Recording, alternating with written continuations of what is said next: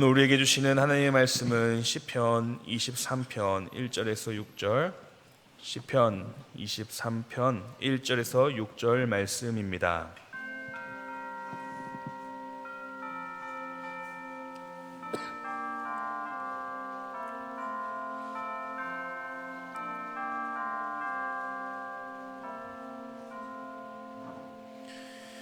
하나님의 말씀 제가 봉독하겠습니다.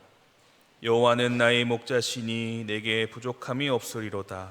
그가 나를 푸른 풀밭에 누이시며 쉴 만한 물가로 인도하시는도다.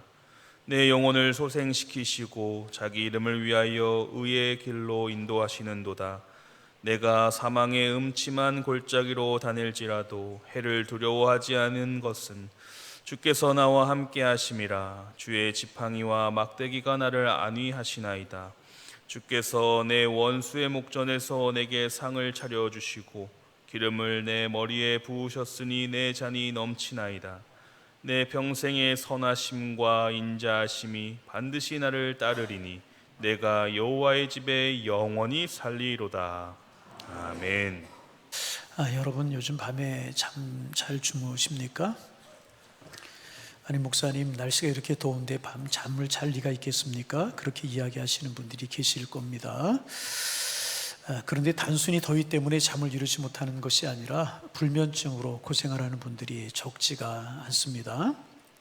미국 국립보건원의 연구에 의하면 오늘날 미국에서는 5천만 명에서 7천만 명이 수면장애로 이제 고통을 받고 있다고 그럽니다. 성인 30%에서 40%는 불면증을 경험했고 또 10%에서 15%는 만성 불면증을 앓고 있다고 이제 그럽니다. 특히 이제 65세 이상 고령층에서는 10명 가운데 3명 내지 4명이 지속적인 불면증으로 고생을 하고 있다고 이제 그럽니다. 레스메드 수면 연구소에 의하면 이제 이 불면증으로 인한 사회 경제적 손실이 미국에서만 적게는 연간 1,500억 달러에서 많게는 1,750억 달러로 추산이 된다고 이제 그래요. 그러니까 우리 돈으로 약 210조에서 245조 원에 이를 만큼 이 불면증으로 인한 사회 경제적인 손실이 아주 크다는 것입니다. 이 가운데서 가장 큰 이제 손실은 뭐냐하면 이 병을 치료하기 위한 병원비가 아니라 업무 생산성의 감소라고 이제 그래요.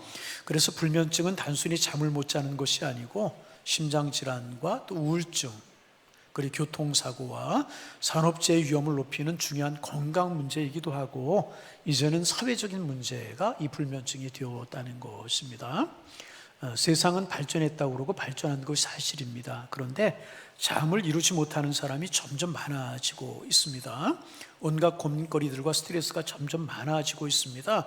사람들은 저마다 쫓기는 삶을 살고 있고 마음에는 피로가 점점 쌓여가고 있는 것이 사실입니다. 그러면 이 피로와 이 스트레스를 풀려면 어떻게 하면 좋을까 이제 하는 것입니다. 사람들은 멋진 곳에 가서 멋진 휴가를 즐기면 피로가 말끔히 풀릴 것이라고 기대하는 사람들이 이제 있습니다. 삭막하고 매연으로 가득한 도시를 떠나서 푸른 숲속에 몸을 눕히고 흐르는 시냇물에 발을 담그고 피로를 풀려고 이제 그러는 분들이 많이 계십니다. 여러분 휴가 앞으로 가실 계획이 있으십니까? 휴가 갈 계획이 있으시다면 정말 올 여름 휴가가 여러분들에게 정말 유용하고 피로가 회복되고 마음과 몸이 쉴 수 있는 은혜의 그런 기간이 되시기를 바랍니다. 오늘 우리가 시편 23편을 이제 보았는데 시편 23편은 다윗이 지은 노래로 우리가 잘 알고 있는 시편입니다. 어떻게 생각하면 휴가철에 잘 어울리는 그런 시편이 아닌가 그런 생각을 하게 됩니다. 다 이렇게 노래하잖아요. 여호와는 나의 목자시니 내게 부족함이 없으리로다. 그가 나를 푸른, 같이 한번 해봐요. 그가 나를 푸른 초장에 누이시며 쉴 만한 물가로 인도하시는도다. 다윗은 자신의 인생을 마치 양이 푸른 풀밭과 흐르는 시냇가에서 쉬는 것 같은 것으로 비유해서 노래하고 있습니다. 그래서 나는 아무것도 부족함이 없습니다. 주님이 나의 목자이시기 때문에 나는 아무것도 부족함이 없습니다. 이렇게 노래를 합니다. 그래서 시편 23편을 우리가 읽다 보면 다윗은 행복해서 활짝 웃는 모습으로 등장을 하고 있는 것 같아요. 이 노래를 읽으면서 우리의 마음속에 부러운 마음이 들 수도 있어요. 나도 아무것도 부족함이 없는 삶을 살았으면 좋겠다. 그래서 기도하기도 합니다. 하나님, 나에게도 푸른 초장과 쉴 만한 물과 같은 삶을 살 수 있도록 하나님 축복하시고 인도하여 주옵소서.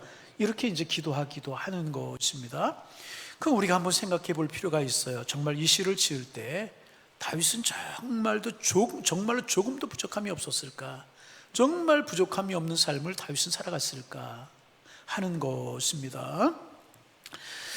그래서 이제 우리가 생각하기에 이제 지상낙원 같은 삶을 살아간 사람이 다윗인가? 그래서 나는 부족함이 없다고 다윗이 노래하고 있는 것일까? 이제 하는 것입니다. 결론부터 이야기하면 그렇지 않습니다. 다윗은 지상낙원 같은 그런 삶을 산 사람이 아닙니다. 다윗은요, 오히려 모든 것에 부족한 가운데 살아갔던 사람이 다윗입니다. 그러기에 이 시편은, 이 노래는 역설입니다. 2절 보면 그가 나를 푸른 초장에 누이시며 쉴 만한 물가로 인도하시는도다. 다윗이 이렇게 고백하고 있습니다. 여러분, 다윗은 베들레헴에서 양을 돌보던 목동이지 않았습니까? 베들레헴은 강수량이 우리나라의 절반도 안 된다고 그러지 않습니까? 늘 메마르고 푸른 풀밭을 찾기가 어려운 곳이 다윗이 목동으로 있던 베들레헴입니다. 사방에 푸른 초장이 널려 있어서 양들을 가만히 두어도 양들이 푸른 풀을 뜯어먹고 잘 자른 그런 곳이 아니었다는 것입니다. 그래서 목자는요, 양을 배부르게 먹이려고 하면 하루 종일 양들을 데리고 푸른 풀밭을 이곳으로 저곳으로 다녀야 되는 그런 곳이 목자의 일이었습니다. 여러분, 만약 사방이 풀밭이었다면 양들을 목자는 그냥 풀밭에 두면 되었을 것입니다. 그러나 베들레헴은 결코 그런 곳이 아니었습니다. 하루 종일 양떼들을 데리고 풀을 찾아야 다녀야 되만 그런 것이 베들레헴이었다는 것입니다. 다윗은 목자의 이런 수고를 알았기에 그는 하나님께 자신을 푸른 초장에 누이셨다고 감사의 고백을 하고 있는 것입니다. 온통 세상이 푸른 초장으로 둘러싸였다면 굳이 하나님 앞에 감사할 이유가 있었겠습니까? 목자가 인도하지 않아도 잘 살 수 있다면 감사하고 찬양할 이유가 없는 것 아니겠습니까? 그런데 다윗은 감사하며 찬양하고 있습니다. 그러므로 이것은 다윗의 인생이 늘 푸른 초장으로만 둘러싸여 있었던 것이 아니고 오히려 그의 인생은 메마른 땅에 둘러싸여 있었다는 것 같은 사실을 우리에게 이제 말씀해주고 보여주고 있는 것입니다. 여러분, 쉴 만한 물가로 인도하신다는 것도 마찬가지입니다. 사방에 여러분 물이 넘쳐난다면 굳이 하나님 앞에 감사할 필요가 있었겠습니까? 그러나 다윗은 자신의 인생을 물이 없이 메마른 땅 광야 같았다는 것입니다. 그런데 하나님께서는 줄 만한 물가로 자신의 인생을, 자기네 삶을 인도하셨기 때문에 난 하나님 앞에 감사한다, 이렇게 노래하고 있다는 것입니다. 그래서 3절에 보면 다윗이 이렇게 고백합니다. 내 영혼을 소생시키시고 자기 이름을 위하여 의의 길로 인도하시는도다. 여러분, 다윗의 인생이 의의 길이었다면, 생명의 길이었다면, 좋은 길이었다면 굳이 하나님께서 나를 의로운 길로 인도하신다고 감사하며 찬양할 이유가 있었겠습니까? 그러나 다윗이 그렇게 찬양하는 이유는 다윗의 주변이 온통 악의 길이었고 멸망의 길이었지만 하나님께서 나를 의인의 길로, 생명의 길로, 의로운 길로 인도해 주셨기 때문에 나는 그 하나님 앞에 감사하며 찬양한다, 이런 고백을 하고 있는 것입니다. 그러므로 정리하면 다윗의 인생은 어디로 가도 생명을 알 수 있는 그런 인생을 살았던 사람이 아니라는 것입니다. 멸망으로 통하는 100가지 길 중에서 하나님께서 나를 인도하시고 도와주셔서 단 하나뿐인 의의 길을 찾았던 사람이 다윗이라는 것입니다. 그래서 하나님 앞에 감사한다.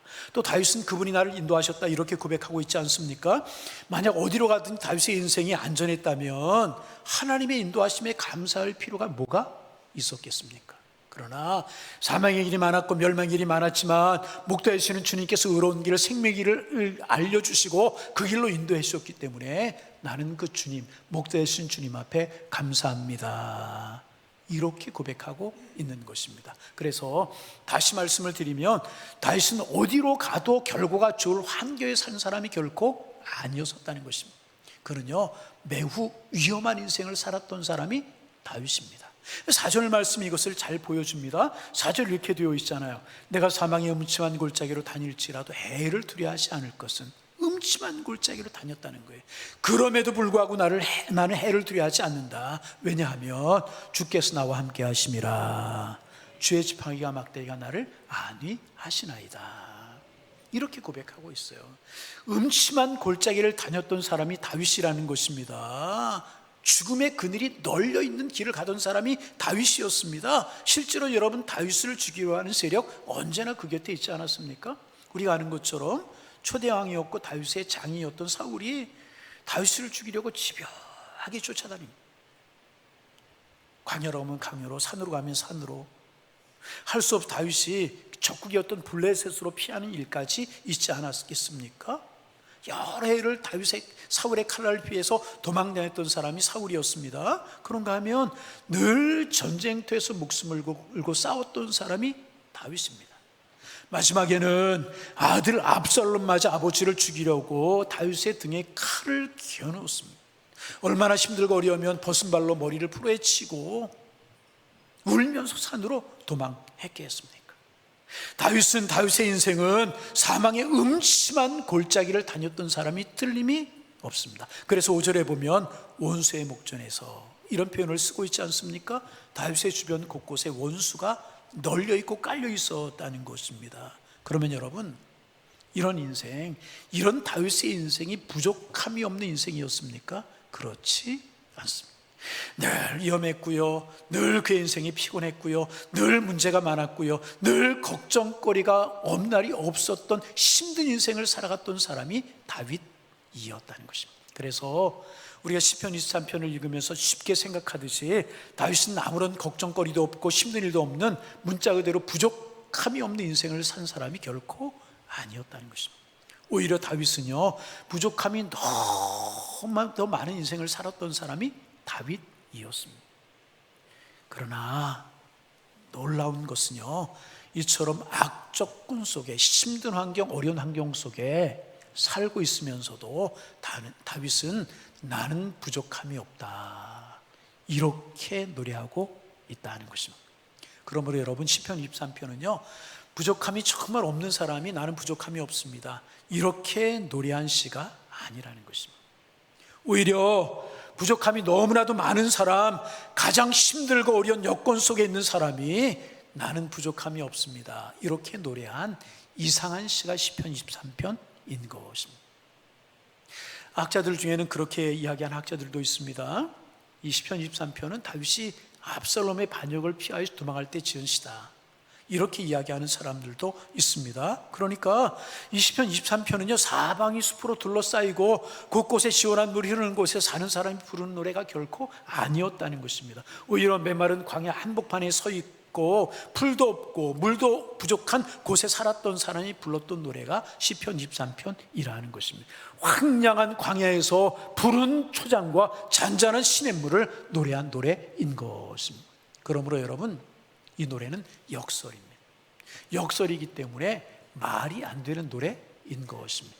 그런데 여러분, 말이 안 되는 노래는요 아무나 부를 수 있는 노래가 아닌 것입니다. 그러므로 이 노래는요 특별한 노래인 것입니다. 어떤 특별한 노래인가? 선택된 사람만 부를 수 있는 노래인 것입니다. 하나님의 은혜를 경험한 사람들, 그래서 하나님의 은혜를 아는 사람들만 부르는 노래가 시편 23편인 것입니다. 그래서 여러분, 저는 이 시간 이 자리에 앉아 계시는 여러분 모두가 이 다윗이 부를 수 있는 노래, 다 부를 수 있는 하나님의 사람들이 다 되실 수 있기를 주님의 이름으로 축원합니다. 부족함이 많지만 부족함이 없습니다, 이런 노래를 부를 수 있는 사람들이 될 수 있기를 소망하게 되는 것입니다. 여러분, 세상에 걱정이 없는 사람이 어디에 있습니까? 인생에 살면서 언제나 푸른 초장과 쉴만한 물가에서만 살 수 있는 사람이 어디에 있겠습니까? 위기 없는 인생, 불안함이 없는 인생이 어디에 있겠습니까? 그래서 여러분, 어떤 문필가는 이런 이야기를 했습니다. 아무 위기도 없다는 것은 그가 죽었다는 뜻이다. 인생에 위기가 없다는 것은 죽었다는 뜻이래요. 공동묘지에 죽은 자에게는 더 이상의 위기가 없기 때문이다, 이런 이야기를 했습니다. 죽은 자를 위협할 것은 아무도 없어요. 왜? 이미 죽었기 때문에. 적군은 이미 죽은 자를 쫓지 않고요 아직 살아있는 자를 추격하게 되는 것입니다. 그러므로 삶에 위기가 있고 고난이 있다는 것은요 살아있다는 증거인 것입니다. 살아있는 동안에는요 누구나 삶에 고난이 있게 마련인 것입니다. 때로는요 든든하던 직장이 흔들릴 수 있어요. 때로는요, 그래서 경제적인 어려움이 몰아닥칠 때가 있어요. 질병이 찾아오고요, 자녀 문제로 마음이 힘들고 불편할 때도 있게 마련입니다. 내 감정의 어려운 문제로 통제할 수 없을 때가 있다는 것입니다. 그리고 지금까지 우리는 그렇게 살아온 것이 사실입니다. 그런데 여러분, 앞으로도 이런 어려움들은요, 우리를 집요하게 추적해 올 것이라는 것입니다. 직장이 또 흔들릴 수 있고요, 질병이 찾아올 수 있고요, 자녀 문제로 눈물을 흘려야 될 때도 있고요, 내 감정을 통제하기 어려울 때도 있고요, 질병으로 인하여 힘들고 어려워할 때다 앞으로도 우리에게 있을 수 있다 하는 것입니다. 그런 것들이 집요하게 우리의 삶을 추격해 올 수 있을 것이다. 그러면 어떻게 하면 좋은가 하는 것입니다. 그렇게 힘든 것이 인생이기에, 사망의 음침한 골짜기를 걸어가는 것 같은 것이 우리의 인생이기에 인생을 포기해야 될 것인가? 그렇지 않습니다. 우리는 온통 부족함 투성이인 인생의 광야를 살지만, 사망의 음침한 골짜기 같은 어려운 인생을 살아가지만, 그 광야에서, 그 사망의 음침한 골짜기에서 나는 부족함이 없습니다, 노래하는 비결을 터득해야만 되는 것입니다. 그것이 행복하게 살아가는 비결이라는 것입니다. 그리고 다윗은요, 그 행복의 비결을 알고 있었던 사람이 다윗이라는 거예요. 그래서 그는 그런 어려운 환경 가운데 원수에게 쫓기는 삶을 살았지만, 여호와는 나의 목자십니다, 그러기에 나에게 부족함이 없습니다, 이렇게 노래하고 고백할 수 있었던 것이, 바라기는 이 행복의 비결을 터득하고 행복하게 살아갈 수 있는 하나님의 사람들 되시기를 주님의 이름으로 축원합니다. 덕 맥나잇이라고 하는 사람이 이제 있었습니다. 32살의 나이에 다발성 경화증이라고 하는 시기병에 걸리게 돼요. 시기병에. 어떤 병인가? 중추신경계의 질환을 앓는 병이라고 그래요. 그래서 시력이 상실되고 움직일 수 있는 능력을 빼앗아가는 병이 이 다발성 경화증이라고 하는 병이라고 이제 그래요. 그래서 이분이 직업을 잃었어요. 앞도 잘 안 보이고 걸어 다닐 수도 없고, 그러니까 직업을 잃어버리고 자기의 손으로 밥도 먹을 수도 없고 걸어 다닐 수도 없는 그런 처지에 놓이게 이제 되었습니다. 교회에서 함께 신앙생활하는 분들이, 교회 친구들이 이분에게 말을 했습니다. 우리가 당신을 위해서 기도 모임에서 기도하려고 합니다. 기도 제목을 알려주시면 늘 당신을 위해서 기도하겠습니다. 아마 교회 중보기도팀이 있었던 모양이죠. 요청을 했어요. 얼마 후에 이분이 24가지의 기도를 중보기도팀에게 보냈다는 거예요. 그런데 놀라운 사실이 뭐냐? 그 24가지 기도 제목을 보냈는데 그 중에 하나님께 이렇게 해주세요, 이렇게 해주세요 요청하는 것은 8가지 뿐이었다는 것입니다. 나머지 16가지는요, 하나님께 대한 감사의 기도 제목이었다는 거예요. 하나님, 나를 구원해 주셔서 감사합니다. 육신의 질고를 알고 있지만 영혼은 주님을 바라보게 하셔서 감사합니다. 내가 질병을 앓고 있지만 내 믿음이 흔들리지 않게 감사합니다. 16가지가, 24가지 중에서 16가지가 감사의 기도 제목이었다는 거예요.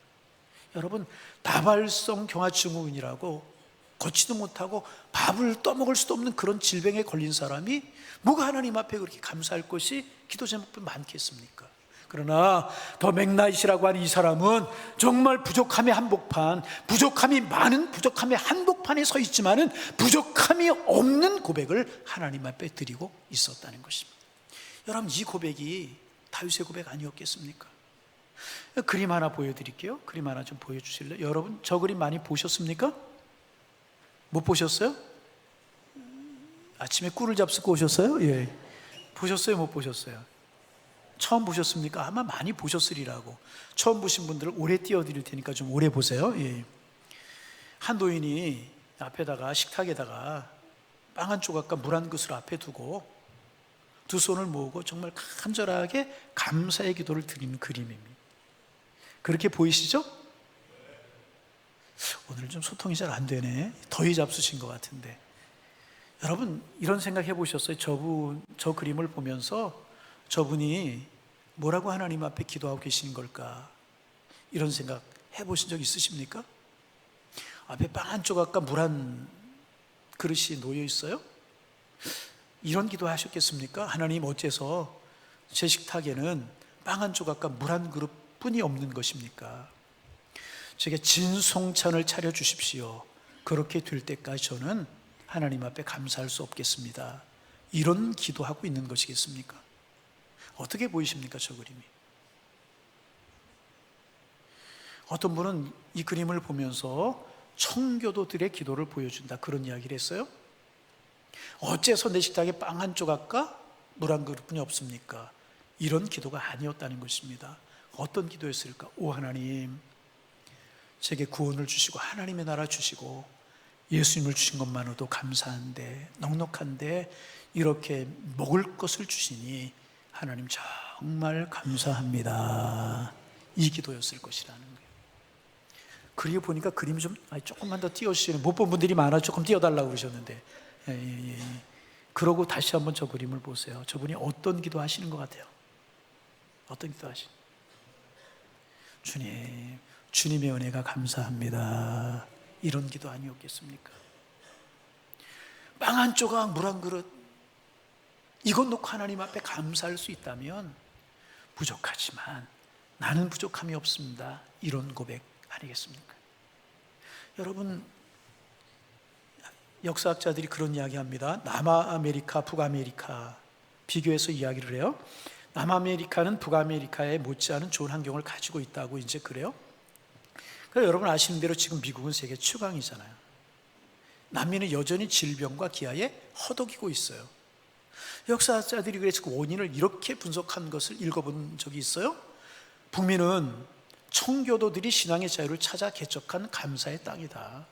감사의 땅이라는 거. 그러나 남미는 일확천금을 노린 사람들이 개척한 탐욕의 땅이다. 북미와 남미가 현격한 생활 수준의 차이를 보이는 것은 지극히 어쩌면 당연한 것이다. 역사학자들이 이렇게 이야기를 해요. 여러분, 미국은 청교도들의 신앙 위에 세워진 나라임이 틀림이 없어요. 자금의 미국을 두고 여러 가지 말들이 많습니다. 그러나 어쨌든 미국이 최강대국인 것 사실입니다. 그 배후에는 신앙이 있었다는 사실을 우리가 간과해서는 안 되는 것입니다. 그것을 부인할 수 없는 사실이라는 것입니다. 우리 알잖아요. 청교도들 메이플라워에 몸을 싣고 영국을 출발하여서 117일 동안 항해 끝에 미국 플러머스 해변에 도착했잖아요. 추위와 싸워야 되었어요. 가진 것이 뭐가 있겠습니까? 많은 사람들이 죽어나갔어요. 풍토병과 싸워야 됐어요. 그리고 가을이 되었어요. 추수한 것을 가지고 인디언들을 초청해서 감사 예배를 드리지 않았습니까? 그렇게 시작하는 것이 미국이라는 거 우리 알고 있지 않습니까? 신앙 위에 세워진 것이라고 하는 사실 우리는 부인할 수 없는 것이고, 지금 최강대국으로 서 있는 것 아니겠습니까? 여러분, 우리 부족함이 많은 인생을 살아요? 그렇지만 그 부족함 속에서 감사를 터득할 수 있는 하나님의 사람들이 되어야 되는 것입니다. 감사를 배울 때, 감사하는 사람이 될 때 행복을 배우게 되는 것. 행복의 조건을 결정하는 게, 행복은 조건이 결정하는 것이 아니라 마음과 믿음이 결정하게 되는 것이라. 그래서 푸른 숲에 살고 시냇물에 둘러싸여 살아도요, 매일 불평이고 불명한 사람이 있어요. 좋은 환경에 살아도요, 매일 불평이고 불만인 사람이 있어요. 남의 험을 잡기만 하고 약점을 잡으려고만 하고 불만인 그런 사람이 있어요. 그러나 메마른 광야에 살아도요, 팍팍한 광야, 황량한 광야에 살아도요, 부족함이 없다고 노래하며 살아가는 사람이 있다는 것입니다. 주님의 이름으로 부탁을 드립니다. 감사를 배우셔서 행복을 노래하며 살아가는 하나님의 사람들 되시기를 주님의 이름으로 축원합니다. 다윗 정말 부족함이 많은 상황에 살았어요. 그러나 그 환경 가운데서 부족함이 없다고 노래할 수 있었던 것은 감사의 마음이었었다는 거예요. 여러분, 감사하며 사시고 감사하며 사셔서 행복을 노래하며 살아가는 하나님의 사람들 되시기를 주님의 이름으로 축원합니다. 또 하나의 중요한 이유가 있어요. 부족함이 많은 상황에 살았지만 감사의 마음 때문에 다윗은 부족함이 없다고 노래하며 살아갈 수가 있었습니다. 그런데 실제로 다윗의 삶에는요, 부족함이 없는 삶을 살았던 사람이기에 그는 부족함이 없다고 고백하며 살았던 것입니다. 이렇게 말씀을 드리면 질문하는 분들도 계실 것입니다. 목사님, 조금 전에 다윗은 부족함이 많은 부족함 투성의 인생을 살았다고 말씀하지 않으셨습니까? 그런데 왜 말을 바꾸셔서 다윗에게는 부족함이 없다고 하십니까? 이렇게 말씀하실 분도 있으실 것입니다. 여러분, 이유가 있습니다. 잘 들어보시기 바랍니다. 여러분 지금 여러분의 가정에 10년 여러분이 먹을 거 쌓여 있으십니까? 아니, 좀 좁혀볼까요? 3년 먹을 거 쌓아놓고 살아가는 분 계십니까? 또 좁혀볼까요? 1년 여러분 가정에 먹을 거 쌓아놓고 살아가는 분 계십니까? 혹시 그런 분 계실지도 몰라요? 5년, 10년, 3년 이렇게 쌓아놓고 먹을 거 쌓아놓고 살아보는 분 계십니까? 그런 분 없어요. 거의 없어요. 그러나 여러분, 다시 물어요. 오늘 여러분 굶고 있습니까? 그렇지 않아요. 그러기에 생각해보면 부족함이 많은 것 같지만 사실 굶는 것이 아니라는 것입니다. 여러분, 이스라엘 백성들 40년 광야 생활했어요. 그들 여러분 1년치 쌓아놨어요? 아니, 한 달치 쌓아놨어요? 아니, 일주일치 쌓아놓았습니까? 하나님께서는 그들을 쌓아놓게 하시지 아니하셨어요. 그러나 하나님이 쌓아놓게 하시지 아니하셨지만 그들을 굶었습니까? 하나님 그들을 절대로 하루도 한 끼도 절대로 굶기지 아니하셨다는 것입니다. 그래서 그들의 자루는요 늘 비어 있었어요. 늘 그들의 자루는, 그들의 식량 자루는 늘 비어 있었어요. 그러나 그들은 절대로 한 끼도 굶지 않았어요. 왜? 날마다 하나님께서 일용할 양식을 그들에게 내려주셨기 때문에. 만나를 주시고 메추라기를 주셨고 쓴물을 단물로 바꿔주시고 무리바에 물이 터지게 하셨다는 것입니다. 자루는 비어있지만 그러나 그들은 하루도 한 끼도 굶지 않았다는 것입니다. 하나님께서 필요한 것을 그때그때마다 공급해 주셨기에 그들은 하루도 굶지 않았다는 것입니다. 그래서 여러분, 문제는요, 창고를 크게 짓고 곡식을 쌓아놓는 방식의 인생을 나는 살아갈 것인가, 아니면 내 곡식 자루는 비어있지만 없는 것이 없는 만왕의 왕이시고 만주의 주가 되시는 큰 창고의 주인 되시는 하나님을 아버지로 모시고 살아갈 것인가 하는 것이 문제라는 거예요. 어떤 인생 살아가시겠습니까? 어떤 인생 사시겠습니까? 창고를 크게 짓고 곡식을 모아 쌓는 방식의 인생을 사시겠습니까? 아니면 곡식 자루는 비어있지만 창고의 주인 되시는 하나님을 아버지로 모시고 살아가시렵니까? 비록 내 자루가 비었어도 창고의 주인이 내 아버지라면 난 아무런 걱정이 없는 것이라. 할렐루야. 모으고 쌓을 필요가 없는 거예요. 아버지의 창고에서 필요한 대로 내다 먹으면 되는 거예요. 필요한 대로 꺼내다 먹으면 되는 거예요. 나는 부족해요. 그러나 하나님 안에서는요 결단코 부족하지 않다는 거예요. 다윗은 이 비결을 알았던 사람. 자신은 늘 부족했어요. 원수들도 있고 어려운 일도 있고 양수도 부족했지만 부족한 가운데 살았지만 하나님께서는 때마다 일마다 채우시고 때마다 일마다 인도하심으로 부족함이 없음을 다윗은 알았다는 것입니다. 그래서 여호와는 나의 목자시니 내게 부족함이 없습니다, 이런 고백을 할 수 있었고, 푸른 수양 쉴 만한 물가로 인도하신다, 원수의 목전에서 오히려 내게 상을 베풀어 주셨다, 다윗은 이런 고백을 할 수 있었다는 것입니다. 그래서 여러분, 이제 우리가 할 일이 분명해졌어요. 뭔가 내가 생각하기에 조금 더 부족함이 없다고 느껴질 때까지 쌓고 모으고 그런 일에 몰두해서는 안 된다는 것입니다. 여러분, 아무리 많은 것을 가지고 많은 것을 쌓아도 만족함이 있던가요? 만족함을 누리지 못하는 것이 사람입니다. 그러므로 여러분, 이제부터 우리가 해야 할 중요한 일은요, 그것보다는요, 쌓고 쌓는 것보다는요, 모든 것을 가지신 하나님 아버지와 친해지는 것이 우리가 더 해야 될 일인 줄로 믿습니다. 모으고 쌓고 쌓을 시간에 하나님께 사랑받는 자녀가 되기 위해서 힘쓰는 일을 우리는 해야 되는 것. 여러분, 영원한 재벌 보셨어요? 영원한 권력자 보셨어요? 우리가 쌓는 것은요, 언젠가는 바닥이 드러날 수밖에 없는 거예요. 그러나 아버지의 창고의 주인 되신 아버지의 사랑받는 아들이 되면 아무런 걱정이 없게 되는 것이에요. 그래서 사랑하는 성도 여러분, 철저히 하나님 의지하실 수 있기를 바랍니다. 철저하게 하나님 사랑하며 살아가시는 하나님의 사람들 되시기를 주님의 이름으로 축원합니다. 하나님과 친해지는 것이 먼저. 주님은 나의 목자가 되시고 나는 주님의 양으로 주님의 뒤를 따라가는 것이 가장 중요하다. 그저 양이 목자에게 쫙 맡기면 목자는 양의 생명을 책임지는 거예요. 양식도 책임지게 되는 것이다. 미국의 기독교 작가이신 맥스 루케이도라는 목사님이 계셔요. 아마 여러분이 한두 번 들어보셨을 거예요. 자기 자신을 의지하는 사람의 시편 23편을 이렇게 다시 썼어요. 조금 새로운 번역으로 제가 읽어봅니다. 나의 목자는 바로 나 자신이니 언제나 부족하리로다. 오늘 설교가 별로 감동이 안 되시는 모양이에요, 그죠? 오늘 나의 목자는 바로 나 자신이 언제나 부족하리로다. 내가 이 쇼핑몰에 저 쇼핑몰로, 이 상담실에 저 상담실로 안식을 찾아 헤매나 결코 얻지 못하리로다. 내가 사망의 음침한 골짜기를 지날 때마다 쉽게 무너지고 낙심하리로다. 작은 일부터 큰 일까지 모든 것을 두려워하며 점점 걱정 많은 사람이 될 것이로다. 매주 열리는 회의에 들어갈 때마다 적들이 나를 둘러싼 것 같겠고 집으로 돌아와도 마음 둘 곳을 찾지 못하리로다. 강한 진통제로 머리를 달래고 술잔으로 마음을 채워보려 하나 내 영혼의 갈증은 결코 채워지지 아니하리로다.